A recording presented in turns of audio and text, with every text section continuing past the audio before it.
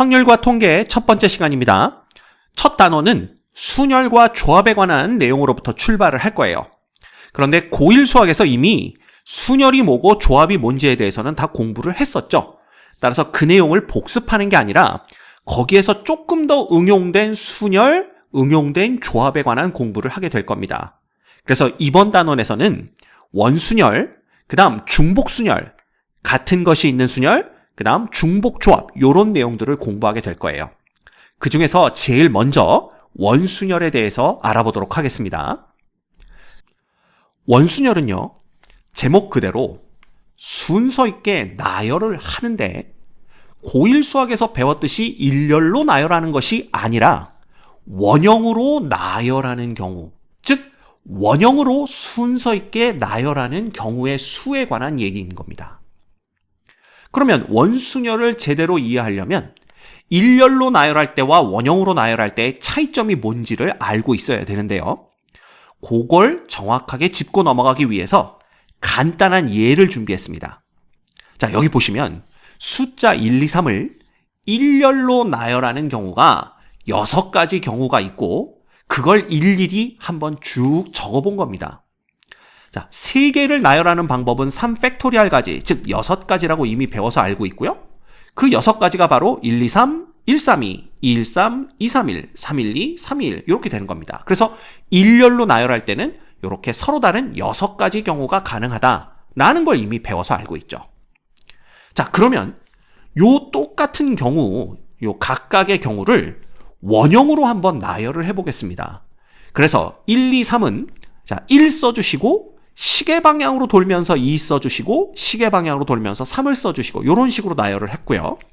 1, 3, 2도 똑같이 1, 그 다음 시계 방향으로 돌면서 3, 시계 방향으로 돌면서 2 이렇게 나열을 했습니다. 그래서 2, 1, 3은 이렇게 될 거고요. 2, 3, 1은 이렇게, 3, 1, 2, 3, 2, 1 다 이렇게 나열이 될 겁니다.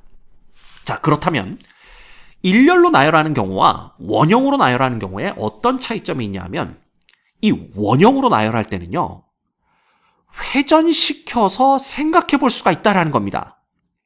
자, 다시 말하면 얘가 서로 다 다른 것처럼 보이지만, 왜냐하면 숫자의 위치가 다 다르기 때문에 원형은 회전시켜서 생각해 볼 수 있다고 그랬죠.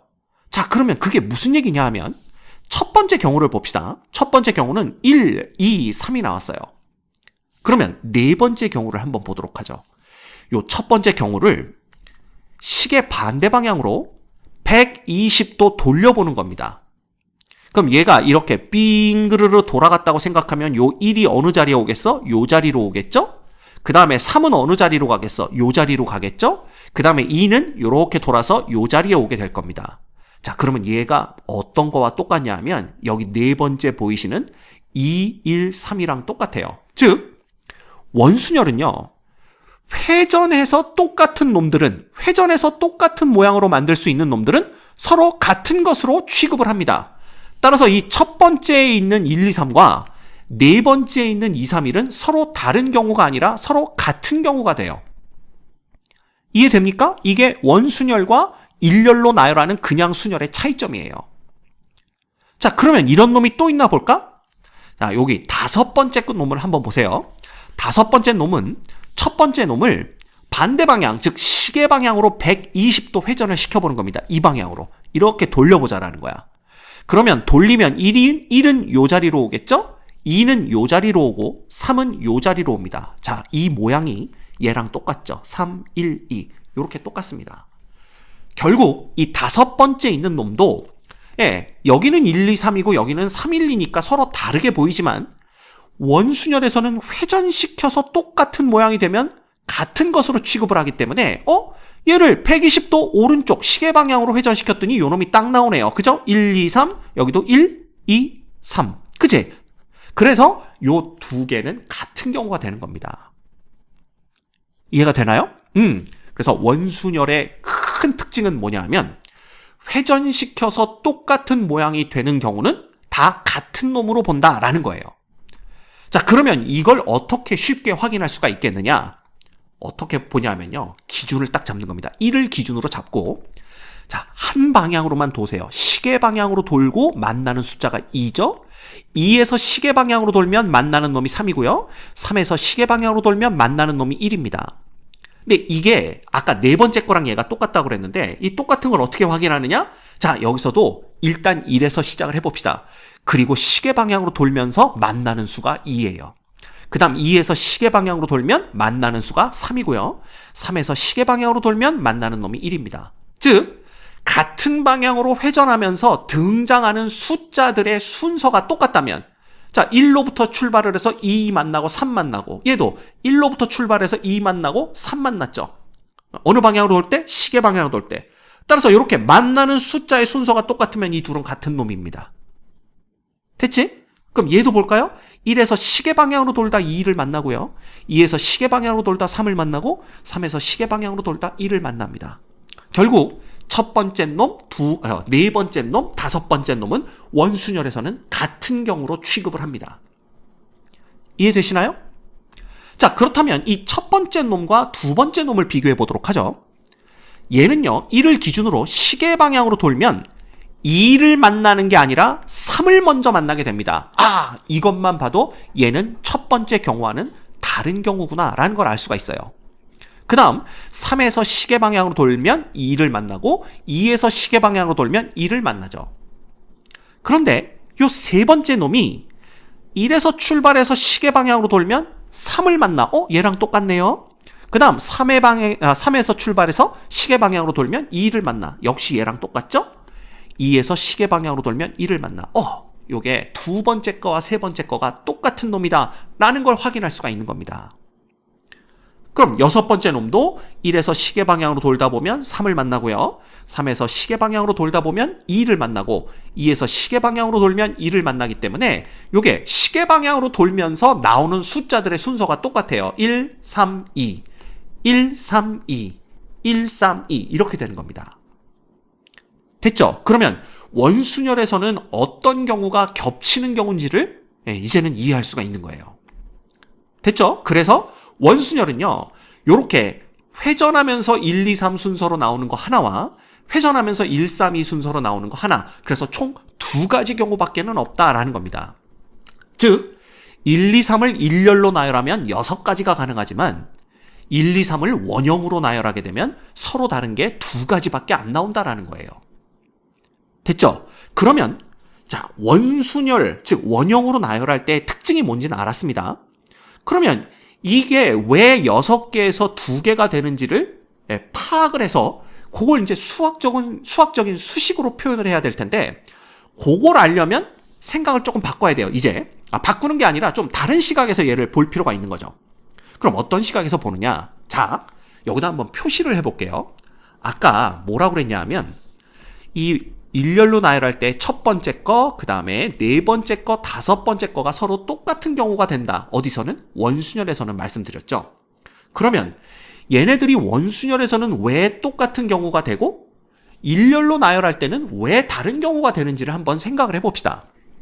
자, 예를 들면 일렬로 나열할 때는요, 보시다시피 시작하는 놈이 전부 다 달라요. 이렇게 봅니다. 그래서 1에서 시작했을 때 2에서 시작하는 거, 3에서 시작하는 게 전부 다 다른데, 이게 시작은 전부 다 달랐지만 원순열의 입장에서 보면은 이게 오른쪽으로 가면서 만나는 게 숫자가 똑같더라 이겁니다. 이게 무슨 얘기냐 하면 1 다음에 2 나오고 2 다음에 3 나오는 거예요. 오른쪽으로 진행하다 보면 원순열에서는.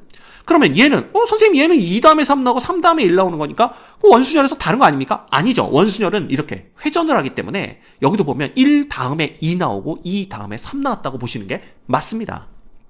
얘도 보면 3 다음에 1 다음에 2 나오고 2 다음에 3 나오는 거 맞는 거죠. 그래서 원순열에서는 요거 3개가 똑같은 거야. 그렇다면 일렬로 나열할 때와 원순열, 원으로 나열할 때는 특징이, 일렬로 나열할 때는 시작점이 분명해요. 즉 원순열에서는 이 세 가지를 다 똑같은 거로 보지만 이게 그냥 일렬로 나열할 때는 1로 시작하는 경우, 2로 시작하는 경우, 3으로 시작하는 경우를 다 다르게 보겠다는 뜻이잖아. 그치? 요런 차이점이 있습니다. 근데 원순열에서는 사실 이렇게 놓고 보면 이게 회전하면 다 회전해서 겹치면 똑같은 걸로 보기 때문에 여기서 누가 시작이고 누가 끝인지를 알 수가 없어요. 이게 빙글빙글 돌다 보니까. 이해가 됩니까? 아, 그렇다면 일반 순열, 즉 일렬로 나열할 때는 똑같이 회전을 해서 나오는 숫자가 똑같더라도 시작하는 놈이 누구냐에 따라서 서로 다른 경우로 보기 때문에 이 시작할 수 있는 숫자의 개수만큼 늘어나겠구나, 이 생각을 하는 겁니다. 원순열의 개수에 비해서. 근데 지금 1, 2, 3을 나열하는 거니까 시작을 1로 할 수도 있고 2로 할 수도 있고 3으로 할 수도 있어요. 즉 3배가 더 많아진다는 뜻입니다. 누구보다? 원순열보다. 자, 바꿔 말하면 일반 순열에서, 즉 일렬로 나열할 때에 비해서 원순열은요, 요게 맨 앞에 올 수 있는, 그죠? 누구로 시작하느냐가 3가지가 가능하기 때문에 결국 원순열은 3분의 1로 줄어든다라는 걸 볼 수가 있는 거예요. 이렇게 생각하시면 됩니다. 자, 그럼 얘도 마찬가지예요. 사실 일렬로 나열할 때는 요 3가지가 전부 다 다릅니다. 다른 이유가 뭐냐? 얘는 1로 시작했고 얘는 2로 시작했고 얘는 3으로 시작했기 때문이죠. 그렇지만 이놈들을 원에서 본다면, 원순열로 본다면, 자, 원순열에서는 이게 회전을 할 수가 있기 때문에 누가 시작이고 누가 끝인지를 알 수가 없죠. 그래서 이 3가지가 다 똑같은 겁니다.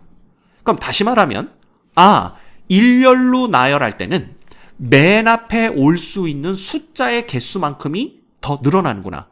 즉 다시 말하면 일반 순열에 비해서 원순열은 맨 앞에 올 수 있는 숫자의 분의 1만큼으로 줄어드는구나, 이렇게 보시면 돼요. 즉 여기서 3개였던 놈이 원순열에서는 한 가지 경우로 줄어드니까 3분의 1이 되는 거고요. 여기서 녹색 3개였던 놈이 원순열에서는 하나로 카운트가 되니까 3분의 1로 줄어든다, 이렇게 보시면 돼요. 그럼 이 3이라는 게 뭐냐? 맨 앞에 올 수 있는 숫자들의 종류의 가지수죠. 즉 지금은 1, 2, 3을 나열하기 때문에 맨 앞에 올 수 있는 수가 1 또는 2 또는 3, 그래서 3가지가 있다라는 겁니다. 따라서 원순열은요, 그냥 일렬로 나열하는 경우의 수 3팩토리알을, 자, 순서 있게 맨 앞에 올 수 있는 숫자의 가지수, 즉 1, 2, 3, 3가지로 나눠주면 됩니다. 왜냐하면 3분의 1로 줄어드니까 경우의 수가. 그래서 3분의 3팩토리알 이렇게 되는 겁니다. 이해가 돼요? 네, 그렇게 보시면 돼요. 그래서 여기 보시면 뭐라고 되어 있냐 하면 n개의 서로 다른 것을 원형으로 배열하는 방법의 수는 요 n팩토리알이 누구예요?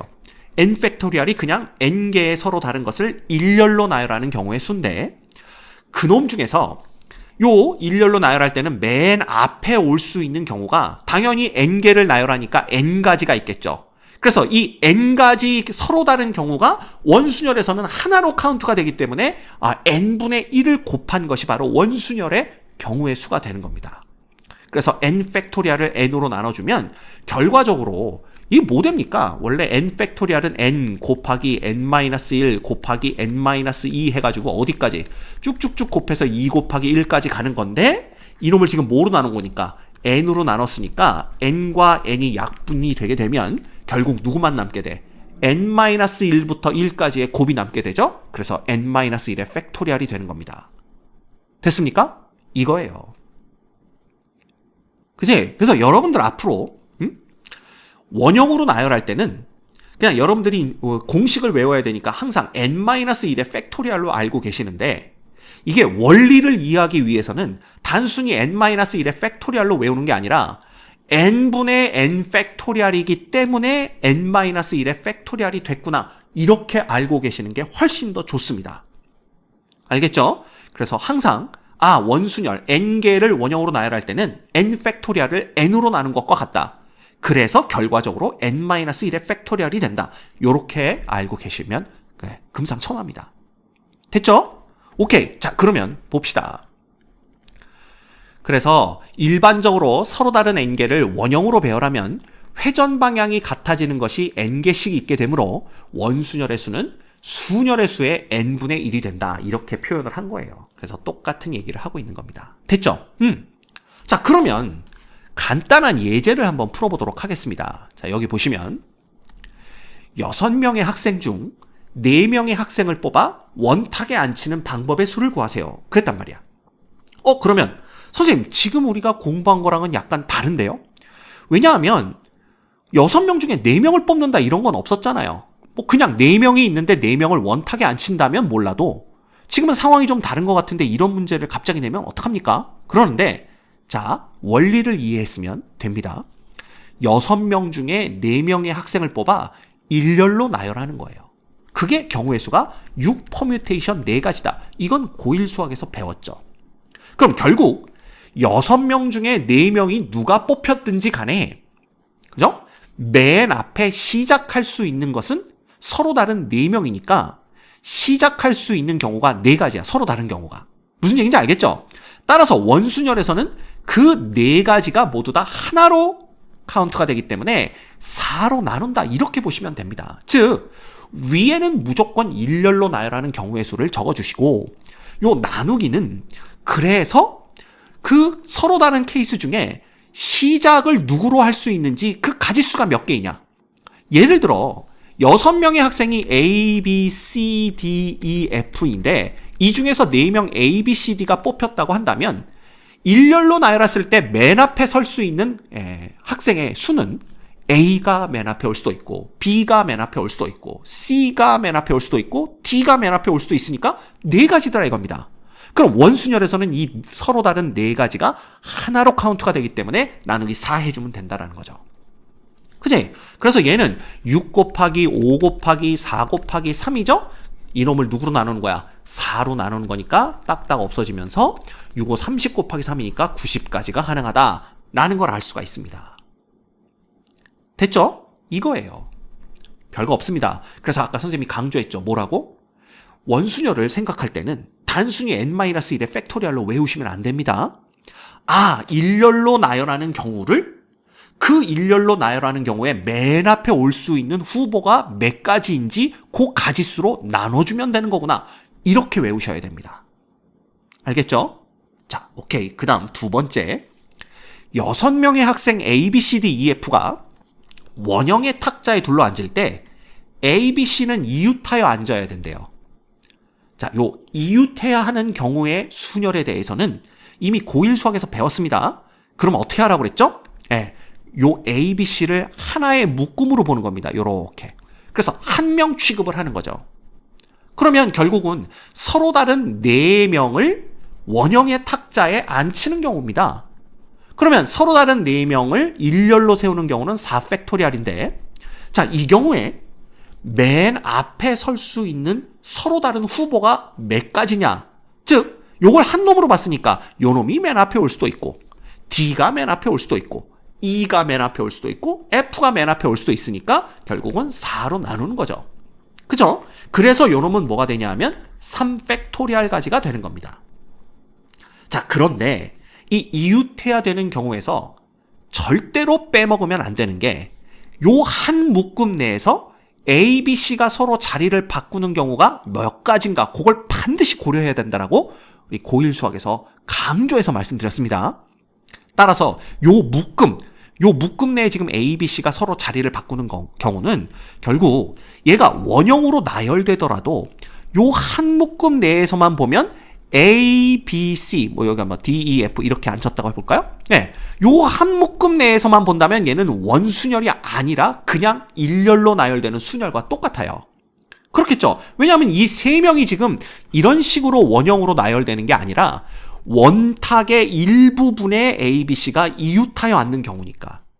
그래서 요 3명이 서로 자리를 바꿀 수 있는 경우는 3팩토리얼 가지가 되는 겁니다.